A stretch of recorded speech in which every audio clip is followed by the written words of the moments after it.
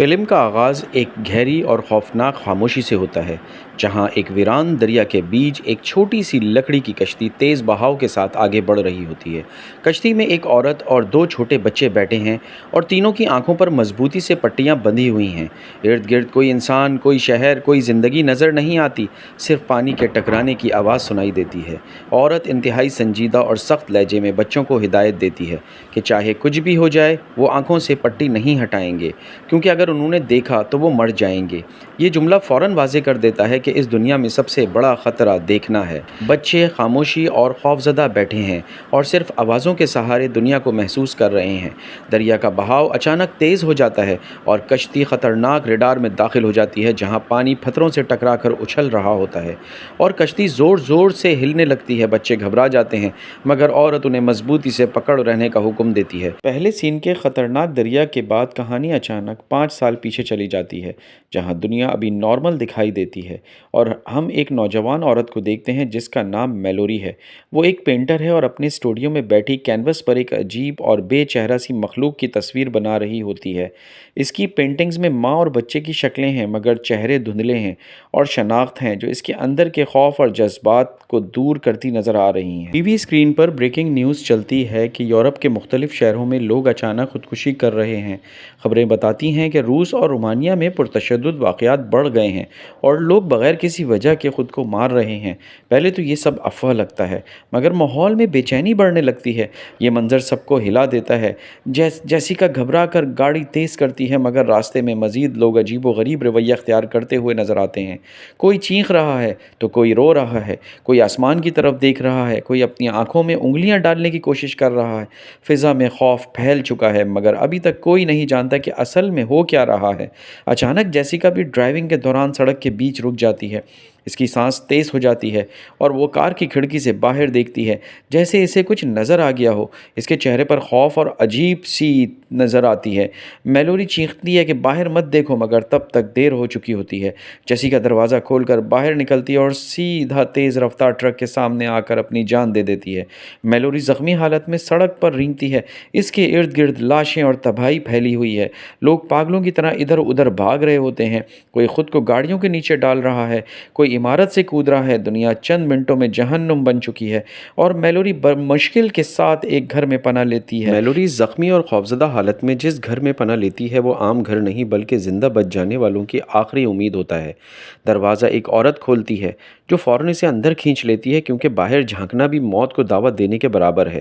اندر چند لوگ جمع ہیں، ایک سنجیدہ اور عملی مزاج وکیل، اس کی بیوی، ایک نرم دل مگر مضبوط ارادوں والی خاتون، ایک نوجوان جوڑا اور ایک پرسکون مگر مشکوک سا شخص۔ سب کے چہروں پر خوف صاف نظر آتا ہے، مگر وہ زندہ رہنے کے لیے منظم ہو چکے ہیں۔ گھر کی تمام کھڑکیوں کو اخبارات سے مکمل طور پر ڈھانپ دیا جاتا ہے تاکہ کوئی بھی غلطی سے باہر نہ دیکھ سکے۔ ٹی وی اور انٹرنیٹ پر آنے والے آخری خبروں سے انہیں معلوم ہوتا ہے کہ کوئی نامعلوم مخلوق یا طاقت لوگوں کو نظر آتی ہے اور جو بھی اسے دیکھتا ہے وہ چند سیکنڈ میں اپنی جان لے لیتا ہے۔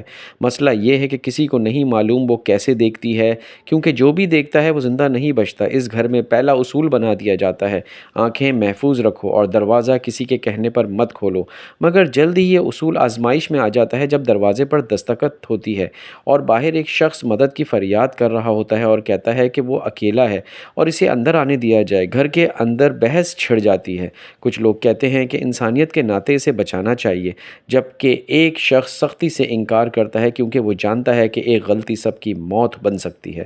آخر کار ہمدردی جیت جاتی ہے اور دروازہ کھولا جاتا ہے۔ اصل میں وہ ایک لڑکی ہوتی ہے اور اندر آنے کے بعد اپنی آنکھوں سے پٹی ہٹا دیتی ہے۔ اسنا میں کوئی آہٹ سی ہوتی ہے اور سب کے سب اوپر کی طرف بھاگتے ہیں، لیکن جب وہ اوپر پہنچتے ہیں تو دیر ہو چکی ہوتی ہے، کیونکہ ایک ان کا ساتھی مارا جا چکا ہوتا ہے۔ گھر میں ہونے والے اس واقعے کے بعد سب کو یقین ہو جاتا ہے کہ اگر زندہ رہنا ہے تو صرف چھپ کر نہیں بلکہ منصوبہ بنا کر رہنا ہوگا۔ کھانے پینے کا سامان تیزی سے ختم ہو رہا ہوتا ہے اور فیصلہ کیا جاتا ہے کہ قریبی سپر مارکیٹ سے راشن لانا ضروری ہے، مگر مسئلہ یہ ہے کہ باہر نکلنا موت کو دعوت دینے کے برابر ہے۔ گھر میں لگے سیکیورٹی کیمروں کے ذریعے وہ اندازہ لگاتے ہیں کہ سڑکیں خالی ہیں مگر لاشوں سے بھری پڑی ہیں۔ میلوری، ٹام اور چند دوسرے لوگ گاڑی کے شیشوں کو مکمل طور پر ڈھانپ کر صرف جی پی ایس کی آواز کے سہارے سپر مارکیٹ کی طرف جانے کا منصوبہ بناتے ہیں۔ یہ منظر انتہائی خطرناک ہوتا ہے کیونکہ گاڑی تیز رفتار ہے، چل رہی ہے مگر ڈرائیور کو کچھ نظر نہیں آ رہا، صرف سسٹم کی آواز راستہ بتا رہی ہے۔ راستے میں گاڑیاں، لاشیں اور خالی گاڑیاں ٹکراتے ہوئے بچتے ہوئے اندر بیٹھے سب لوگ آنکھوں پر پٹیاں باندھے سانس روکے بیٹھے ہیں۔ بالآخر وہ سپر مارکیٹ پہنچ جاتے ہیں اور اندر داخل ہوتے ہیں جہاں ہر طرف بکھرا ہوا سامان، ٹوٹے ہوئے شیشے اور سنسان خاموشی ہے۔ وہ تیزی سے راشن جمع کرنا شروع وہ جلدی جلدی سامان گاڑی میں رکھتے ہیں اور واپس گھر کی طرف روانہ ہو جاتے ہیں۔ یہ سین واضح کر دیتا ہے کہ اب ہر قدم خطرے سے خالی نہیں ہے۔ صرف باہر کی مخلوق ہی نہیں بلکہ انسانوں کے اندر پیدا ہونے والا پاگل پن بھی سب سے بڑا دشمن بن چکا ہے، اور زندہ رہنے کے لیے آنکھوں پر پٹی ہی نہیں بلکہ دل پر بھی مضبوطی کی تہ چڑھانی پڑے گی۔ جب میلوری اور باقی لوگ سپر مارکیٹ سے نکل رہے ہوتے ہیں تو ان کو ایک خاموشی اور ایک مردہ سکون نظر آتا ہے۔ شیلف خالی پڑے ہوئے چھوڑتے ہوئے وہ آگے کی طرف بڑھتے ہیں۔ ہر چیز بکھری ہوئی نظر آتی ہے۔ اچانک سے میلوری کی نظر ایک ایسے پنجرے پر پڑتی ہے کہ جس کے اندر کچھ پرندے ہوتے ہیں۔ وہ پنجرہ اٹھاتی ہے اور اندر دیکھتی ہے چھوٹے چھوٹے پرندے ہوتے ہیں جو بے چین ہو کر پھڑپھڑا رہے ہوتے ہیں۔ یہ لمحہ بہت اہم ہے کیونکہ پہلی بار اسے احساس ہوتا ہے کہ یہ مخلوق انسانوں پر اثر انداز ہوتی ہے مگر جانوروں پر نہیں۔ جیسے ہی باہر وہ نامعلوم طاقت قریب آتی ہے، پرندے تیزی سے پھڑپھڑانے لگتے ہیں۔ ان کی آواز تیز ہو جاتی ہے، گویا وہ خطرے کا الارم ہے۔ میلوری فوراً سمجھ جاتی ہے کہ یہ پرندے صرف ایک جانور نہیں بلکہ زندہ رہنے کا ذریعہ بن سکتے ہیں۔ بچوں کی پیدائش کے بعد کہانی تیزی سے آگے بڑھتی ہے اور ہمیں 5 سال کے بعد کی وہ دنیا دکھائی دیتی ہے جہاں سب کچھ ویران ہو چکا ہے۔ شہر کھنڈر بن چکے ہیں، گھروں کی کھڑکیاں ہمیشہ کے لیے ڈھکی ہوئی ہیں اور سڑکوں پر خاموشی کا راج ہے۔ میلوری اب پہلے والی خوفزدہ عورت نہیں رہی بلکہ ایک سخت، محتاط اور مکمل طور پر اچھے موڈ میں جینے والی ماں بن چکی ہے۔ ان میں دکھایا جاتا ہے کہ سب کچھ ختم ہونے کے بعد میلوری اپنے بچوں کے ساتھ سمندر کے ذریعے ایک جگہ پر جانے کی کوشش کر رہی ہے۔ سمندر میں دونوں بچوں پہ آنکھوں کی پٹیاں بنی ہوئی ہیں، میلوری کی آنکھوں پہ بھی پٹیاں ہیں اور میلوری نے سختی سے کہا ہوا ہے کہ آنکھوں کی پٹی کو نہیں ہٹانا۔ اچانک میلوری کی کشتی ایک بڑی کشتی سے ٹکراتی ہے اور میلوری کا بوائے پانی میں گر جاتا ہے۔ میلوری پریشانی میں پانی میں چھلانگ لگا دیتی ہے اور اس بوائے کو بچانے کی کوشش کرتی ہے۔ بوائے بہت گہرائی میں چلا جاتا ہے لیکن میلوری کود کر، جمپ لگا کر، سوئم کر کے اس کو بچا کے اوپر لے کر آ جاتی ہے۔ وہ دونوں بچوں کو دوبارہ بتاتی ہے کہ آنکھوں پر پٹی باندھ کر چلنا ہے، کیسے آوازوں سے سمت کا اندازہ لگانا ہے اور کیسے کسی بھی سرگوشی پر یقین نہیں کرنا ہے۔ اسی دوران ریڈیو پر اچانک ایک کمزور سا سگنل سنائی دیتا ہے جس میں کوئی شخص بتا رہا ہوتا ہے کہ دریا کے پار ایک محفوظ پناہ گاہ موجود ہے جہاں لوگ آنکھوں کی پٹی کے بغیر بھی محفوظ رہ سکتے ہیں۔ یہ خبر امید بھی ہے اور ایک خطرہ بھی، کیونکہ وہاں پہنچنے کا واحد راستہ دریا کا تیز اور خطرناک سفر ہے۔ میلوری پوری رات سوچتی ہے اور آخرکار فیصلہ کرتی ہے کہ رکنا موت کو انتظار دینے کے برابر ہے۔ وہ اپنا سامان اٹھاتی ہے اور کشتی میں رکھ کر دوبارہ سے کشتی میں بیٹھ جاتی ہے۔ کشتی دریا کے بیچوں بیچ تیز بہاؤ کے ساتھ آگے بڑھ رہی ہوتی ہے۔ تینوں کی آنکھوں پر مضبوطی سے پٹیاں بندھی ہوئی ہیں اور پرندوں کا پنجرہ بھی ان کے درمیان میں رکھا ہوا ہے۔ شروع میں پانی نسبتاً پرسکون ہوتا ہے مگر اچانک ہوا کا رخ بدلتا ہے اور دریا کا شور بڑھنے لگتا ہے۔ میلوری فوراً سمجھ جاتی ہے کہ یہ وہ خطرناک حصے میں داخل ہو رہی ہے۔ وہ بچوں کو مضبوطی سے کشتی پکڑنے کا حکم دیتی ہے اور خود چپو سنبھال لیتی ہے۔ اسی لمحے پرندے بے چین ہو کر پھڑپھڑانے لگتے ہیں۔ ان کی چیخیں اس بات کا اندازہ دیتی ہیں کہ وہ نامعلوم مخلوق قریب آ چکی ہے، اور پھر وہ سرگوشیاں شروع ہو جاتی ہیں۔ نرم مانوس آوازیں جیسے کوئی پیارا سا شخص بلا رہا ہو، جیسے کوئی کہہ رہا ہو کہ آنکھیں کھولو سب ٹھیک ہے۔ بچے گھبرا جاتے ہیں کیونکہ انہیں اپنی ماں کی آواز جیسی سرگوشی سنائی دینے لگتی ہے، مگر میلوری جانتی ہے کہ وہ قریب ہے۔ وہ چیخ کر کہتی ہے، کسی بھی آواز پر یقین مت کرو۔ کشتی اب ریپڈ ڈار میں داخل ہو چکی ہوتی ہے، پانی سے ٹکراتی ہے، اچھلتی ہے، کشتی کبھی دائیں طرف جھکتی ہے کبھی بائیں طرف، ایسا لگتا ہے کہ اگلے ہی لمحے الٹ جائے گی۔ وہ پوری طاقت سے کشتی کو سنبھالتی ہے، چیختی ہے، روتی ہے، مگر ہار نہیں مانتی۔ آخرکار کشتی رڈار میں داخل ہو جاتی ہے اور پانی کا شور آہستہ آہستہ کم ہونے لگتا ہے۔ پرندے بھی خاموش ہو جاتے ہیں اور صرف تینوں کے تیز سانسوں کی آواز باقی رہ جاتی ہے۔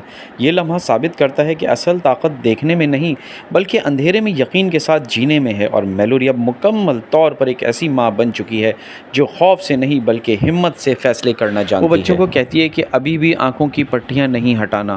کشتی کنارے سے ٹکراتی ہے اور وہ تینوں احتیاط سے باہر نکلتے ہیں۔ سامنے گھنا سا جنگل ہے اور درختوں کے درمیان سے ہلکی ہلکی ہوا کی آواز آ رہی ہے۔ اچانک دور سے بچوں کو ایک ہنسی سنائی دیتی ہے، ایک ایسی آواز جو 5 سال سے اس دنیا میں تقریباً غائب ہو چکی تھی۔ میلوڈی چونک جاتی ہے کیونکہ ہنسی اس قیامت کے بعد ناممکن سی چیز لگتی ہے۔ وہ آہستہ آہستہ آواز کی سمت بڑھنے لگتی ہے اور ایک عمارت تک پہنچتی ہے جو دراصل ایک اسکول برائے نابینا افراد ہوتا ہے۔ اندر موجود لوگ آنکھوں کی پٹی کے بغیر گھوم رہے ہوتے ہیں کیونکہ وہ دیکھ نہیں سکتے، اور اسی وجہ سے اس مخلوق کا ان پر اثر نہیں ہوتا۔ یہ جگہ قدرتی طور پر محفوظ بن چکی ہوتی ہے، کوئی دروازہ توڑنے کی آواز نہیں، کوئی چیخ نہیں، صرف سکون۔ میلوری کو یقین دلایا جاتا ہے کہ یہاں وہ محفوظ ہے۔ وہ چند لمحوں کے لیے ہچکچاتی ہے، جیسے 5 سال کا خوف ایک ہی لمحے میں ختم کرنا آسان نہ ہو۔ پھر وہ آہستہ آہستہ سے پہلے بچوں کی پٹیاں ہٹانا شروع کرتی ہے۔ روشنی ان کی آنکھوں میں داخل ہوتی ہے اور وہ پہلی بار اس دنیا کو دیکھتے ہیں، درخت، آسمان، پرندے اور عام زندگی کی جھلک۔ یہ لمحہ انتہائی جذباتی ہے کیونکہ ان بچوں نے اپنی پوری زندگی اندھیرے میں گزاری تھی۔ آخر میں میلوری خود اپنی آنکھوں کی پٹی کھولتی ہے، سورج کی روشنی اس کے چہرے پر پڑتی ہے اور اس کی آنکھوں میں آنسو آ جاتے ہیں۔ وہ پرندوں کا پنجرا کھول دیتی ہے اور پرندوں کو آزاد کر دیتی ہے۔ پرندے آسمان کی طرف اڑ جاتے ہیں۔ یہ منظر علامتی ہے، قید سے آزادی، خوف سے امید، اندھیرے سے روشنی، اور آخر کار وہ بچوں کو پہلی بار نام دیتی ہے، جیسے اب وہ صرف بوائے اور گرل نہیں بلکہ مکمل شناخت رکھنے والے انسان ہیں۔ فلم ایک خاموش مگر طاقتور احساس کے ساتھ ختم ہو جاتی ہے کہ دنیا مکمل طور پر ختم نہیں ہوئی۔ جب تک امید، ماں کی محبت اور زندہ رہنے کا عزم باقی ہے، تب تک روشنی واپس آ سکتی ہے۔